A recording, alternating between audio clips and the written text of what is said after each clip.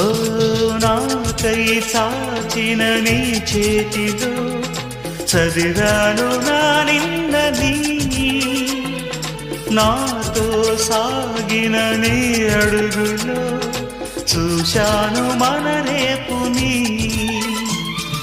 పంచేందుకే ఒకరు లేని బతుకెంత బరువు అని, ఏ తోడుకి నోచుకోని నడకెంత అలుపో అని.